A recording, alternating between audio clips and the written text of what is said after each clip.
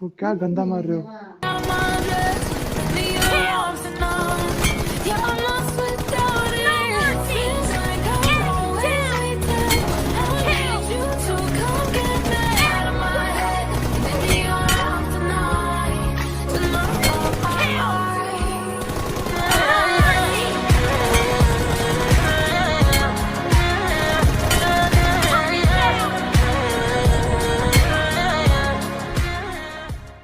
Hello gamers, मैं हूं Iron Boy and welcome to this channel guys. अगर आप सच में अपना एम इम्प्रूव करना चाहते हो ना गाइस, इस वीडियो को लास्ट तक देखना। इस वीडियो में मैंने जो भी पॉइंट बताया ना वो बहुत ज्यादा इंपॉर्टेंट है। कोई भी फालतू की चीज मैंने इस वीडियो में नहीं बताई है, क्योंकि मुझे भी पता है आपका भी टाइम बहुत ज्यादा इंपॉर्टेंट है। आपको सीखने के हिसाब से इस वीडियो पे आपने क्लिक करा है। बिना फालतू की बकबक करे सीधा टॉपिक पे चलते हैं। तो आज की इस वीडियो का टॉपिक होने वाला है कि कैसे आप अपने एम में गॉड लेवल एक्यूरेंसी ला सकते हो। तो आज मैं यहाँ पे आपको कुछ पॉइंट्स बताऊंगा जो आप गलतियां करते हो एंड उसको इंप्रूव कैसे करना है वो भी बताऊंगा विद ड्रिल्स। तो पॉइंट नंबर 1 होने वाला है, जब भी आप अपसेट टीडीएम खेलोगे स्लाइड ऑफ करके खेलना। देखो गाइस, मैं स्लाइड ऑफ करने के लिए इसीलिए कह रहा हूँ कि ये बस टीडीएम तक लिमिटेड है। क्लासिक में इसका कोई यूज नहीं है। आपने देखा होगा कि बंदे बोलते कि टीडीएम में तो मेरे 15-15 किलो होते हैं, लेकिन क्लासिक में मैं नहीं कर पाता हूँ। इसका रीजन यही है, स्लाइड ऑफ करके खेला करो। इससे क्या होगा, आपकी एक्यूरेंसी जो है, एम करने की आपकी एक्यूरेंसी है वो बढ़ेगी। कैसे बढ़ेगी मैं बताता हूँ।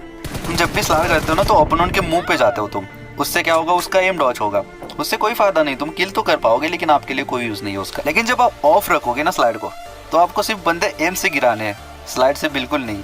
बस आपको एम पे फोकस करके बंदों को गिराना। ये बहुत मुश्किल काम है, लेकिन हाँ मैं बता रहा हूँ ना ट्रिक्स आपको, बस करते रहिए। अब चलते हैं पॉइंट नंबर 2 की तरफ, जो कि बहुत ज्यादा इंपॉर्टेंट है, और वो ये है कि आपको एम असिस्ट बिल्कुल ऑफ रखना है। आपने देखा होगा हर यूट्यूबर यही चीज बताता है कि आपको एम असिस्ट ऑफ रखना है। क्यों रखना है मैं बताता हूँ। एम असिस्ट लगता बहुत प्यारा है लेकिन है बहुत कुत्ती चीज। मैं ऐसे क्यों कह रहा हूँ मैं आपको बताता हूँ। अगर आप मान लो, अगर आपका एम अच्छा नहीं है और बंदे के साइड में आप गोली मारते हो, जो कि बंदा खड़ा है लेकिन आप साइड में गोली मारते हो, तो एम असिस्ट का काम क्या है कि उस गोली को बंदे तक ले जाना। अगर आप साइड में थोड़ी सी साइड में भी मारते हो ना, तो वो एम असिस्ट उस गोली को बंदे पे ले जाता है। आपको तो लगता है कि हाँ मैंने बंदा गिराया, मेरे भाई ना ना, आपने नहीं गिराया, एम असिस्ट ने गिराया उसे। जब आप इसे ऑफ करोगे ना, तो होगा यूं कि जैसे आप बंदे के साइड पे गोली मारने से बंदे पे चिपक जाती थी ना, अब नहीं चिपकेगी।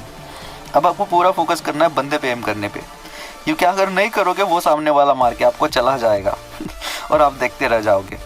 तो हाँ मेरे भाई, मैं मानता हूँ आप एम असिस्ट ऑफ करने के बाद कुत्तों की मौत मरने वाले हो, लेकिन कोई बात नहीं, इससे कोई फर्क नहीं पड़ता हमें। इससे आप क्या करोगे, ट्रेनिंग करोगे कि भाई मेरा एम बहुत गंदा है। आपको पता चलेगा कि आप कितने पानी के अंदर हो, आपका एम कैसा है। आपको लगता था ना कि टीडी में मैं 10-15 किल कर सकता हूँ, एम असिस्ट ऑफ करने के बाद देखना आप उतने भी किल्स आपके नहीं हो पाएंगे। तो यहाँ पे बैकग्राउंड में आप जो गेम प्ले देख पा रहे हो ना, तो इसमें मेरा एम असिस्ट ऑफ है, फिर भी अच्छे खासे किल हो पा रहे हैं मेरे। तो आपको इस लेवल की एक्यूरेंसी को अचीव करना है, इसलिए आपको प्रैक्टिस करना जरूरी है। अब चलते हैं पॉइंट नंबर 3 की तरफ, जो कि है क्रॉसर प्लेसमेंट। ये बहुत ही ज्यादा इंपॉर्टेंट चीज है गाइस। मैंने जितने भी बंदे देखे ना, वो अपने क्रॉसर प्लेसमेंट पे बिल्कुल ध्यान नहीं देते। देखो मेरे भाई, क्रॉसर प्लेसमेंट ही तो जरूरी चीज है। बंदा किस साइड से आ रहा है, आपको क्रॉसर कहाँ पे रखना है, ये सब चीजें बहुत ज्यादा इंपॉर्टेंट है। नेक्स्ट टाइम जब भी आप टीडीएम लगाओगे ना, क्रॉसर प्लेसमेंट पे ध्यान देना अपनी, कि आप कहाँ पे प्लेस करते हो क्रॉसर को। क्रॉसर को हेड लेवल पे प्लेस करना बहुत ही ज्यादा जरूरी है। इससे होगा यूं कि अगर आपका ओपोनेंट कवर से बाहर आता है, तो बस आपको शिफ्ट करना है अपने क्रॉसर को ओपोनेंट पे। ऑलरेडी क्रॉसर आपका हेड लेवल पे है, तो सीधा हेड कनेक्ट होंगे बंदे पे।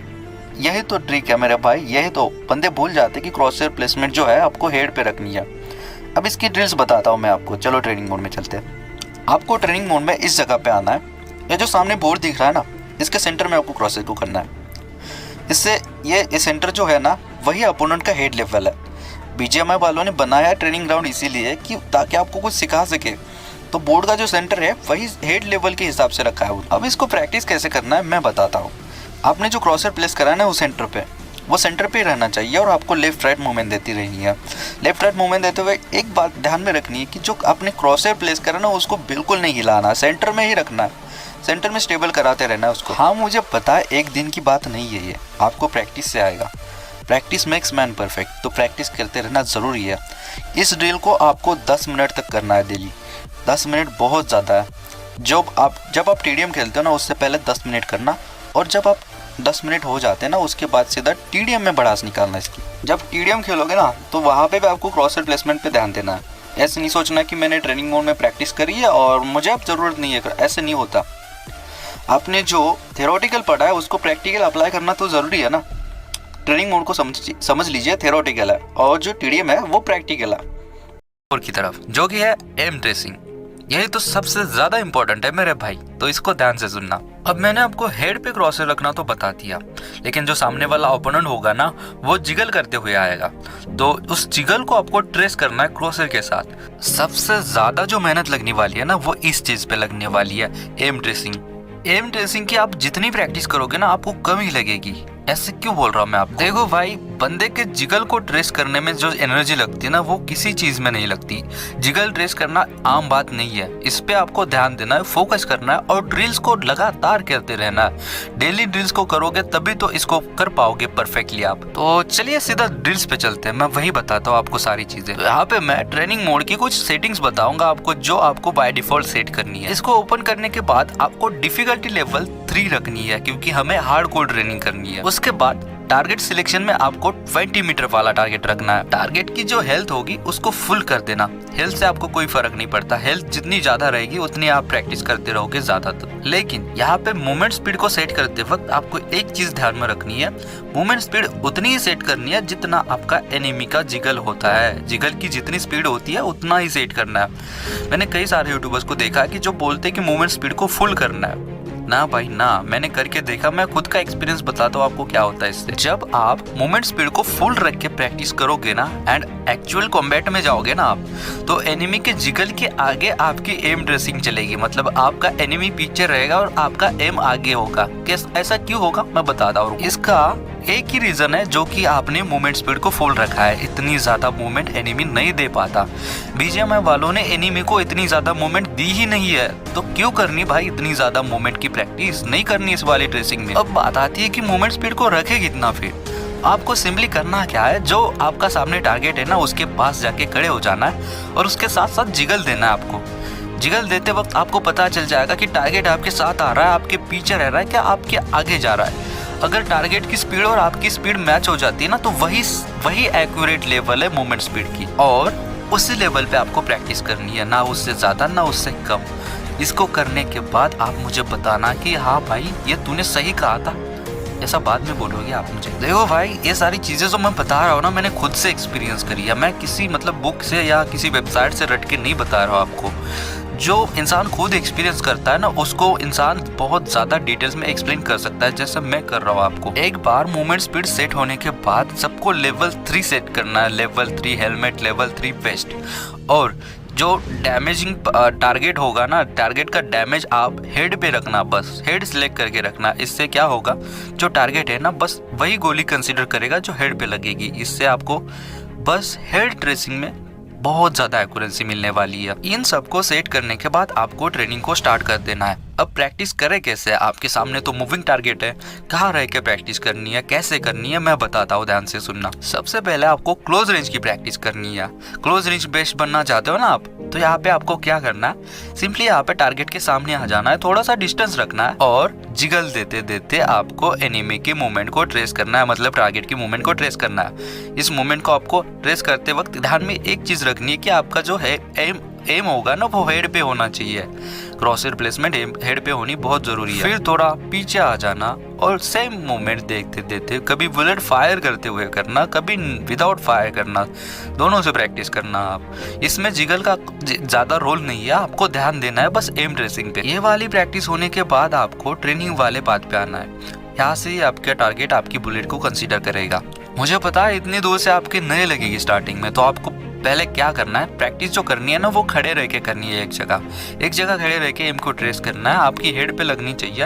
अगर आपको लगे कि हाँ मेरा परफेक्शन बहुत ज़्यादा है, हेड पे लग रही है मेरी, उसके बाद आपको धीरे धीरे जिगल करते हुए इसको प्रैक्टिस करना है। तो मेरे भाई आपको एक टाइम ऐसा आएगा कि लगेगा मैं बोर हो रहा हूँ यार, मुझसे नहीं हो पा रहा। तो आपको इस टाइम पे क्या करना है, सेटिंग में जाना है, ऑडियो में जो मास्टर वाला है ना उसको अनटिक करना है, मास्टर वाला ऑडियो अनटिक करना है। इससे फिर क्या होगा, आपको बिल्कुल साउंड सुनाई नहीं देगी गन फायर की।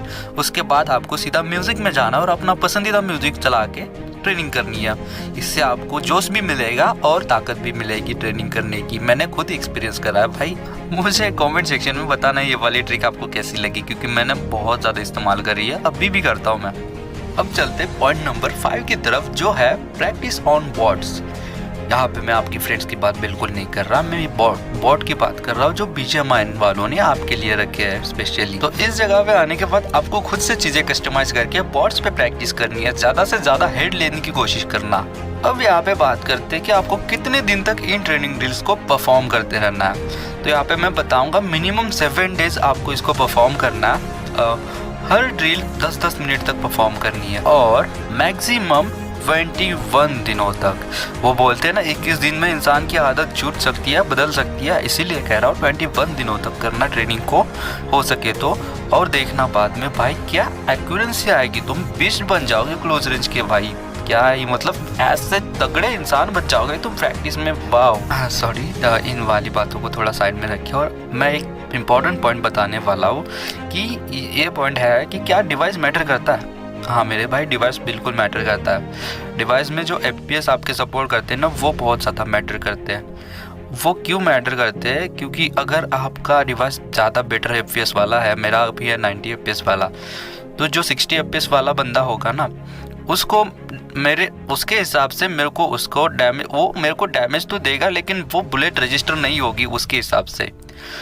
क्यों नहीं होगी, कैसे नहीं होगा, किसी और वीडियो में मैं बताऊंगा। बस याद रखना डिवाइस मैटर करता है। तो आपको चिंता पड़ी होगी कि ऐसे डिवाइस वाले बंदों को कैसे हराना है। बस बाय एम ट्रेसिंग परफेक्ट करो। मुझे पता है सामने वाला बंदा इतना तगड़ा नहीं होगा कि उसकी 100% एक्यूरेंसी होगी। आपको एम ट्रेसिंग से हराना है, एम एक्यूरेंसी से हराना है उसको। डिवाइस FPS मैटर नहीं करता, इसीलिए लोग कहते हैं, क्योंकि हमको करनी है प्रैक्टिस ज़्यादा और उनको हरा के दिखाना है। वीडियो को यहाँ तक देख रहे हो ना, मुझे कमेंट सेक्शन में बताना वीडियो कैसी बनी है, और मुझे कमेंट्स में बताना आपको कौन सा पार्ट पसंद आया या कौन सा पार्ट आपको ऐड करना चाहिए था मुझे, जो मैंने किया नहीं।